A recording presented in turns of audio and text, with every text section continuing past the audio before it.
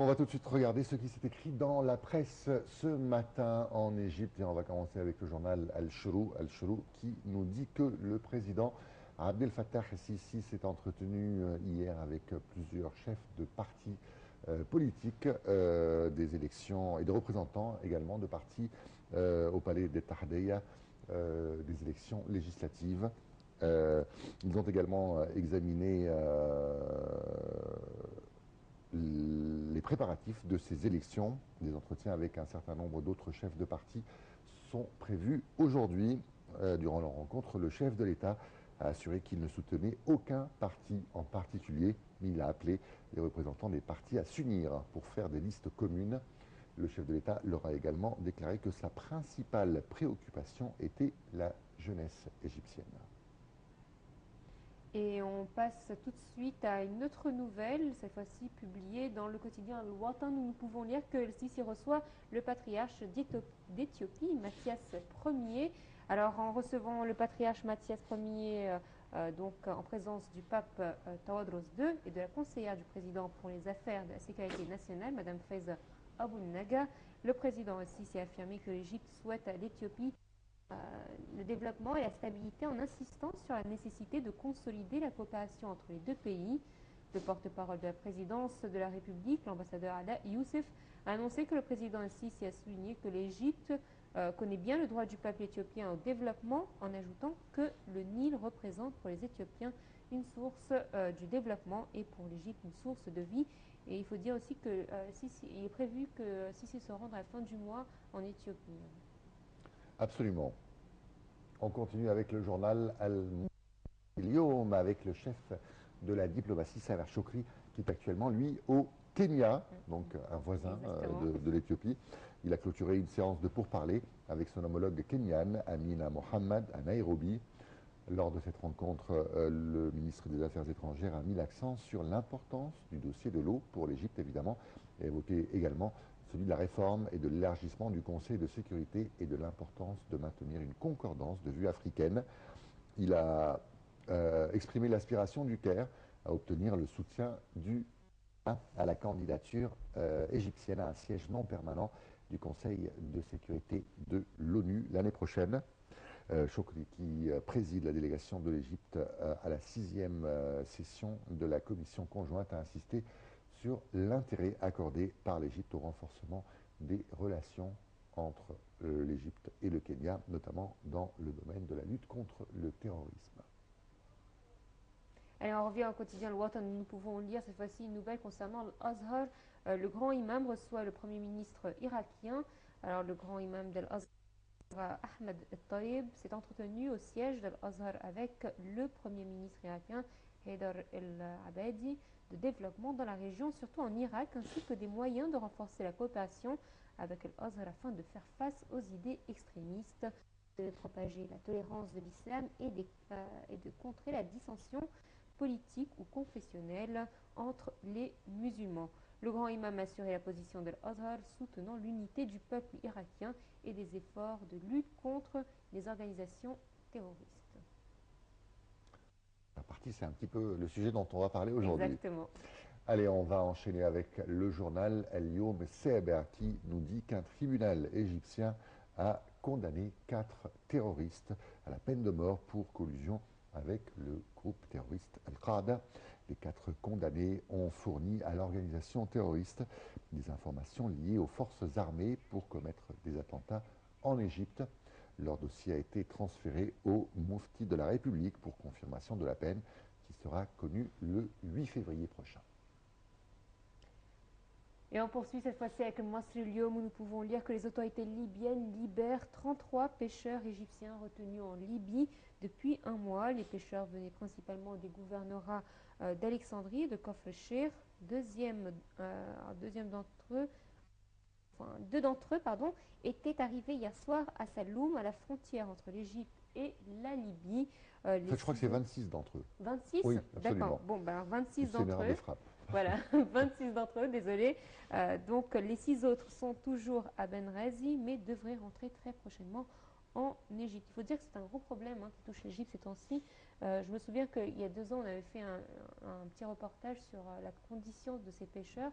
Et il faut dire que le gouvernement devrait aussi pencher sur ce dossier-là parce qu'on a de nombreux pêcheurs qui trouvent ce problème-là. Ils n'arrivent pas à pêcher en fait dans les mers égyptiennes. Dans les eaux territoriales, oui, Exactement. absolument, absolument. Allez, on va maintenant regarder un autre journal, c'est le journal Al-Wafd, avec cette nouvelle plutôt économique, puisqu'une délégation britannique est attendue au Caire. Cette délégation, qui regroupe des représentants de plus de 40 compagnies pionnières dans le secteur de l'énergie et de la construction, va arriver aujourd'hui au Caire. La visite de cette délégation a pour but l'examen de l'accroissement des investissements britanniques en Égypte. Le ministre d'État britannique pour les affaires du Proche-Orient a affirmé que la Grande-Bretagne était le plus important partenaire économique de l'Égypte et que les investissements britanniques avaient atteint l'an dernier 5 milliards de dollars américains. Allez, on retourne au quotidien de Watan pour cette fois-ci parler également de l'économie, mais plus au niveau touristique. D'après des chiffres du ministère du Tourisme, plus de 9 millions de touristes ont visité l'Égypte entre les mois de janvier 2014 et de novembre 2014. Les chiffres du mois de décembre ne sont pas encore connus, mais devraient être dévoilés par le ministre du Tourisme, Hicham Zarzou, dans une conférence de presse à la fin du mois. Ce chiffre représente une augmentation de 3 à 5% par rapport aux touristes qui ont visité l'Égypte durant l'année 2013. Voilà, on craint, c'est vrai, avec l'effondrement du rouble, que les Exactement. touristes russes ne désertent l'Égypte, mais en tout cas, le gouvernement a décidé qu'il n'y aurait plus de visa Plus de visa à partir de ce jeudi. pour les Russes, absolument. Allez, encore une fois le journal El Wafd et encore une fois une nouvelle économique, puisqu'on apprend dans ce journal que le groupe américain Kellogg's a obtenu 86% du capital du groupe agroalimentaire égyptien Besco Masr. Alors pour être précis, c'est Kellogg's qui a affirmé hier, dévoilé l'acquisition d'une participation de 85,9% pour être précis au sein de ce groupe Bisco Masr. C'est un producteur égyptien de biscuits basé au Caire. Le groupe, bien sûr, est coté en bourse. Il exploite des marques comme Bisco Luxe, Dato, Chico Chico et Bisco Wafers. Il emploie 3300 personnes sur 3 sites de production. Bisco Masr a été créé en 1957. Dans un communiqué, Kellogg's se réjouit de faire l'acquisition de marques emblématiques sur un marché en forte croissance. Les transferts des actions sera effectif le 18 janvier prochain. Allez, on passe au quotidien Chorouk à présent. Hausse des indices de la bourse égyptienne. Les indices de la bourse égyptienne ont augmenté des suites des opérations d'achat par des investisseurs arabes et étrangers. En tout, la bourse a gagné plus de 5 millions de livres égyptiennes hier. Le principal indice EGX 30 a réalisé une hausse de 2,2%, alors que les indices EGX 20, EGX 70 et EGX 100 ont respectivement marqué une hausse de 2,6%, 0,93% et 1,3%.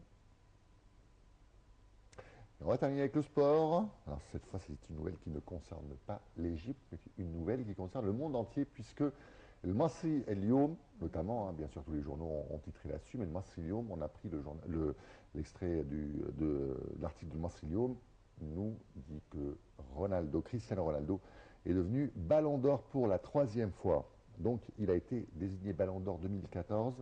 La cérémonie se déroulait à Zurich hier soir. Après 2008 et 2013, le Portugais du Real de Madrid, vainqueur de la Ligue des Champions, cette année est sacré pour la 3e fois.